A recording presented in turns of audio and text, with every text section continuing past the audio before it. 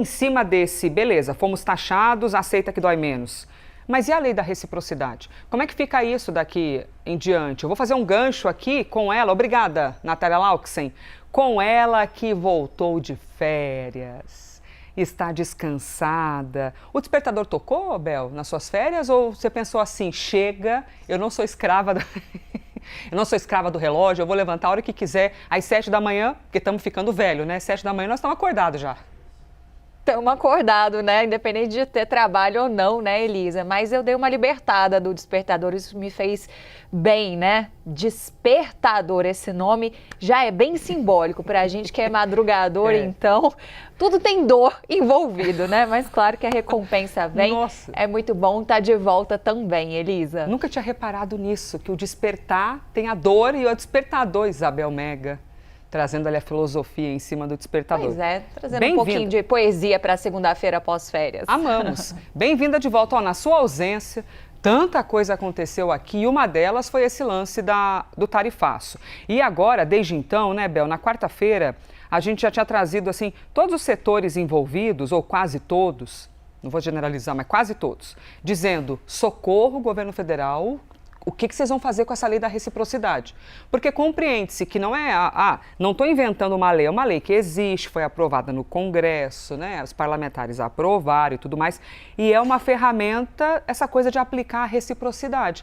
Mas tem havido um pavor, porque avaliam que isso pode piorar aquilo que já está ruim. Como é que o Brasil está se organizando agora em relação a esse tarifaço?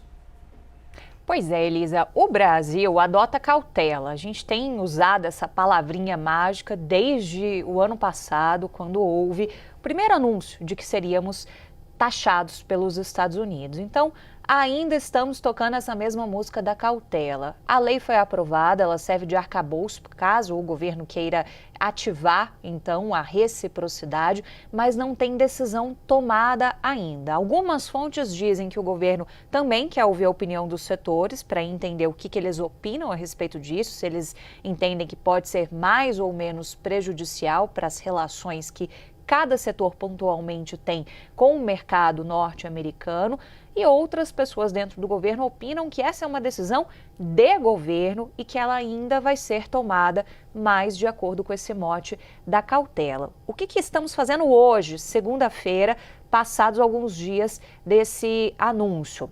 Estamos organizando uma agenda via MDIC, que é o ministério que tomou a frente dessas negociações todas junto com o Palácio do Planalto, para ouvir novamente cada um dos setores afetados. Então, a gente vai ter mais uma toada de reuniões para que esses setores possam sentar com o governo e dizer, olha, o meu setor vai ser afetado de tal forma. Qual é a medida que eu defendo que vocês utilizem para nos socorrer? É essa. E aí o governo vai avaliar se é possível atender a necessidade específica de cada setor. Qual que é a palavra que o governo tem dito a respeito disso, né? A frase que ajuda a gente a entender como é que o governo tem sistematizado isso. De que não vai deixar os setores à mercê das consequências, mas de que também tem que tratar tudo sob a ótica da responsabilidade fiscal. Então, o governo deve acionar algumas medidas, mas sempre pensando também sobre a necessidade de que essas medidas possam caber no orçamento do Brasil. Então, agora é um diagnóstico, digamos assim, personalizado com cada setor que vai ser taxado por esses 25%. Tendo como norte também, Elisa, hoje é segunda-feira, na sexta-feira é esperado que haja algum tipo de anúncio de conclusão da investigação que foi aberta em relação àquelas suspeitas de trabalho análogo à escravidão. O Brasil está sendo investigado junto com mais de 50 países e é uma outra investigação que pode render mais 12,5%. Teoricamente, o que a gente tinha de informação apurada um mês atrás seria uma tarifa cumulativa. Então, tem setor que vai ser taxado nesses 25% e pode também ser incluído nessa nova taxação de 12,5%. Então, também é um ponto do radar da semana para a gente ficar de olho sobre como que vai ser essa conclusão dessa investigação e se vai ter algum tipo de solução personalizada para o Brasil, diferente de outros países. A chance disso acontecer é muito pequena, assim como estava pessimista em relação ao tarifaço dos 25%, o Brasil também tem esse mesmo discurso de pessimismo em relação aos 12,5% dessa outra investigação paralela.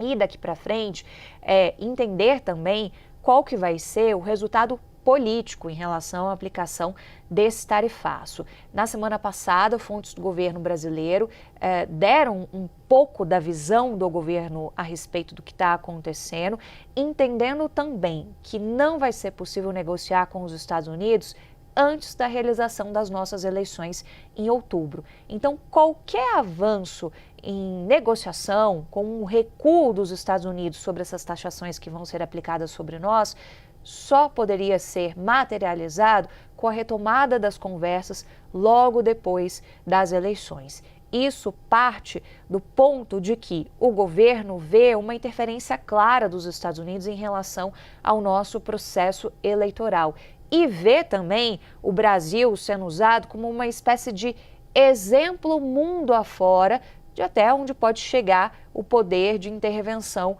norte-americana. Então, a gente, querendo ou não, entra um pouco nessa linha de olha só o que a gente está fazendo com o Brasil. Isso pode acontecer com vocês também.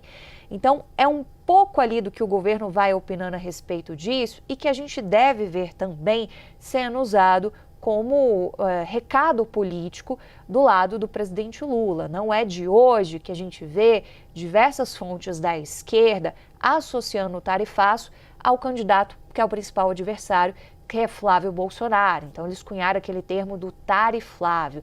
Então, para além da camada econômica em que o Brasil precisa tomar providências para socorrer esses setores, mas dentro das limitações orçamentárias, a gente tem também a camada política, que é uma senhora camada de entender como é que esse discurso da soberania que foi usado pelo PT no ano passado e acabou rendendo resultados positivos na avaliação dos governistas, pelo menos politicamente, como é que isso vai ser usado agora e se isso pode ajudar a atenuar algum tipo de impacto.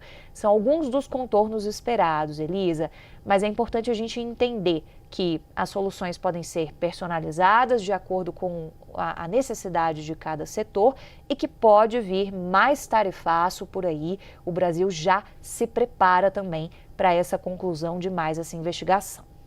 Isabel Meg explicando quais são esses trâmites, né, do daqui para frente, se vão responder ou não, usar a lei da reciprocidade ou não, de que maneira vão haver essas arquiteturas políticas e diplomáticas.